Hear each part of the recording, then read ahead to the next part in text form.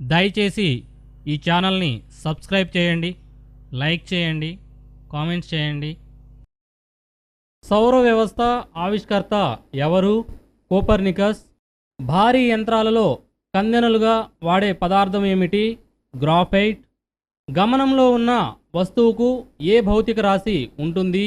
వేగం, రేఖీయ ద్రవ్యవేగం, గతిజ శక్తి. బలం అంతర్జాతీయ ప్రమాణం న్యూటాన్. పైకి కదులుతున్న లిఫ్ట్లోని వ్యక్తి చర్య, ప్రతిచర్యలు అనేవి ప్రతిచర్య ఎక్కువ. ఏ ప్రక్షిప్త కోణం వద్ద ప్రక్షేపకం గరిష్ట వ్యాప్తిని పొందుతుంది? 45 డిగ్రీలు. గురుత్వాకర్షణ సిద్ధాంతం విశ్వంలో ఎక్కడైనా వర్తిస్తుంది? వెక్టార్ క్వాంటిటీ ఏది? వేగం. కిటికీలో నుంచి విసిరిన రాయి మార్గం పరావలయ మార్గం. అంతర్గత బలం వల్ల గమనంలో ఉన్న వస్తువు వేగం మారదు. న్యూటన్ మూడో గమన నియమం ఆధారంగా పనిచేసేది రాకెట్, క్షిపణి, యుద్ధ విమానం. లిఫ్టును కనుగొన్న శాస్త్రవేత్త ఎవరు? ఓటిస్.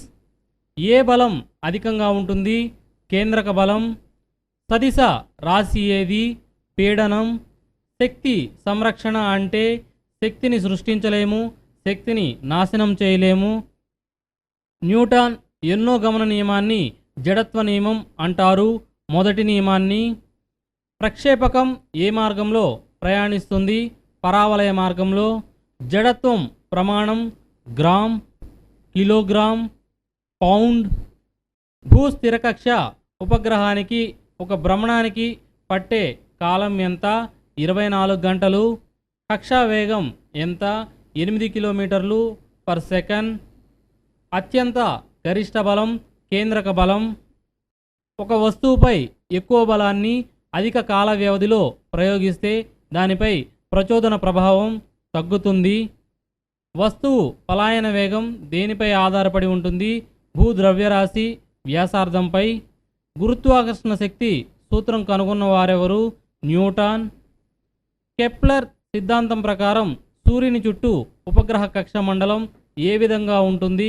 దీర్ఘవృత్తాకారంలో. వాషింగ్ మిషన్ ఏ సూత్రం ఆధారంగా పనిచేస్తుంది? అపకేంద్రీకరణం. బైక్, కారు, బస్సుల్లో దేనికి జడత్వం ఎక్కువ? బస్సుకు. ఎక్కువ ప్రాధాన్యం ఉన్న న్యూటన్ గమన నియమం రెండో నియమం. కొండను ఎక్కుతున్న వ్యక్తి కొంచెం ముందుకు వంగుతాడు. కారణం ఏమిటి? స్థిరత్వం పెంచుకోవడానికి. పలాయన వేగం విలువ 11.2 కిలోమీటర్లు పర్ సెకండ్.